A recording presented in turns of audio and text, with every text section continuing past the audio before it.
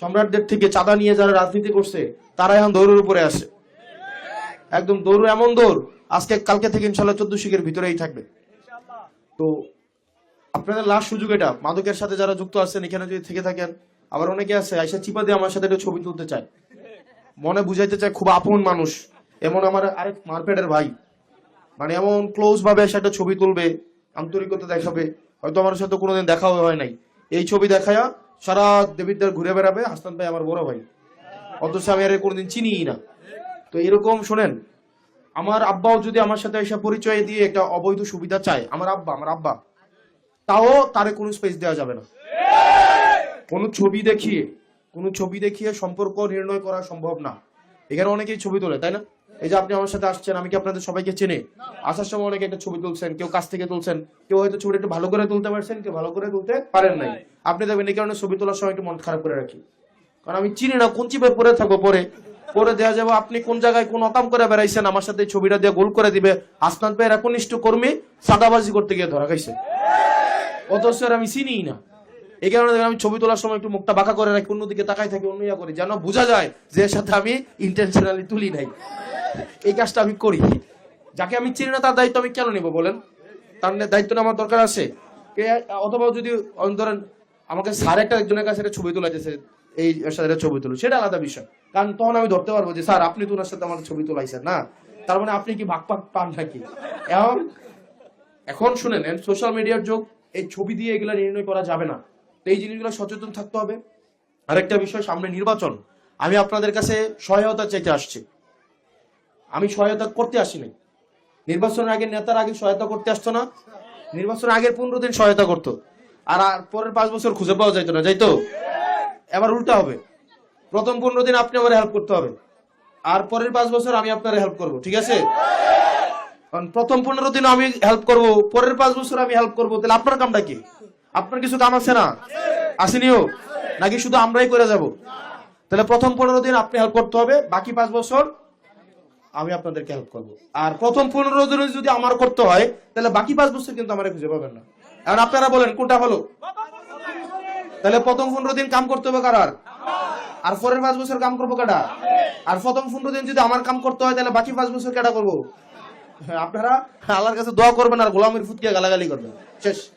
এটাই এখন আপনাদের কামটা কি? আপনাদের কাম হচ্ছে, আপনি এতদিন তো বিভিন্ন ভাবে অনেক ভোট দেখছেন, বিভিন্ন প্রক্রিয়ার, লাইলাতুল ভোট দেখছেন, তারপর হচ্ছে মিডনাইট ভোট দেখছেন, তারপরে হচ্ছে আপনারা মরা মানুষের ভোট দেখছেন, আমিডামি ভোট দেখছেন, দেখেন নাই? আপনারা আবার বিনা ভোটও দেখছেন কিনা? দেখেন নাই? এবারের যে ভোটটা হবে, সেই ভোটে আমরা চাই ভোট 2 ভাবে করা যায়। একটা ভোট হচ্ছে এলাকার ব্যবসায়ী, সাদাবাজ, এই যে মাদক ব্যবসা যারা করে তারা, মাটি যারা কাটে তারা, টেন্ডারবাজ, ওদের সাথে বৈশাখ একটা ভোট করা যায়, যে আমি ওদেরকে বলবো আমি তোমাদের দায়িত্ব নিব, তোমরা আমার ভোট করে দিবা। বুঝা গেছে? আমি তোমাদের দায়িত্ব নিব, তোমরা আমার ভোট করে দিব।